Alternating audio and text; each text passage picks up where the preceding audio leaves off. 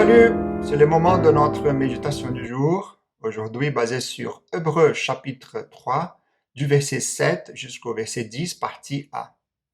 C'est pourquoi, comme le dit le Saint-Esprit, aujourd'hui, si vous entendez sa voix, n'endurcissez pas votre cœur comme lors de la révolte, comme les jours de la tentation dans le désert.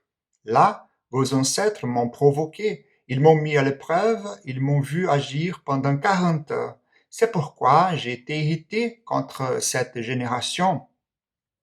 Face à une grande persécution, le lecteur de l'Épître aux Hébreux était tenté d'abandonner Christ et de revenir à l'ancienne alliance.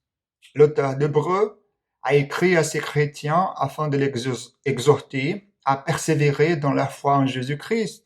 Jusqu'à présent, nous l'avons vu faire cela en discutant la supériorité de Christ sur les anges et en faisant brièvement allusion au rôle de Christ en tant que grand souverain sacrificateur.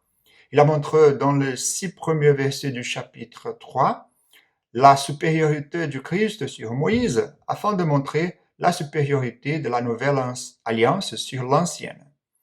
Ayant établi tout cela, l'auteur d'Hébreux commence à émettre un sévère avertissement contre l'abandon du Christ. Au verset 7, l'auteur commence à citer le psaume 95. Il écrit que c'est le Saint-Esprit qui a parlé dans ce psaume. Nous voyons deux choses importantes dans ce verset. Premièrement, la haute vision de l'écriture que l'auteur a. Bien que David ait écrit ce psaume, c'est le Saint-Esprit qui parle à travers David.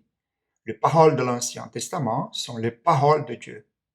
Deuxièmement, l'auteur comprend clairement que le Saint-Esprit parle à ses lecteurs. Cela est démontré par son utilisation du mot dit au présent. Loin d'être une divinité muette, Dieu parle encore directement à son peuple à travers les paroles de l'Écriture. Les psaumes qui est cité se réfèrent à l'épreuve des Israélites dans le désert.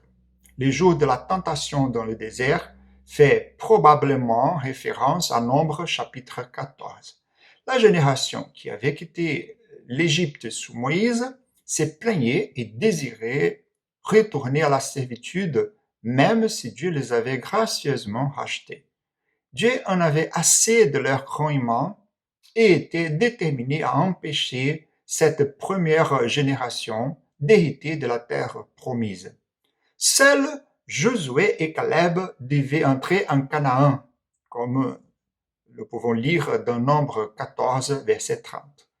L'auteur d'Hébreux dit à ses lecteurs de ne pas endurcir le cœur en rébellion contre ou comme cette première génération conduite hors d'Égypte. L'Exode a été un grand acte dans l'histoire de la rédemption, mais les gens ont murmuré et Dieu ne leur a pas permis d'entrer en Canaan. La délivrance du péché sous Christ est un exode encore plus grand. Ceux qui abandonnent Dieu et Christ perdront également leur héritage promis. Beaucoup de chrétiens pensent que l'Ancien Testament n'est pas pertinent pour leur vie. Cependant, le Nouveau Testament enseigne que les événements de l'Ancien Testament sont des exemples pour nous afin que nous puissions éviter le mal, comme dit Paul dans 1 Corinthiens 10, verset 6. Le texte d'Hébreux 3, 7 à 19 en est un exemple direct. Étudiez l'Ancien Testament avec autant de diligence que vous étudiez le Nouveau afin d'éviter le mal. Que Dieu vous bénisse.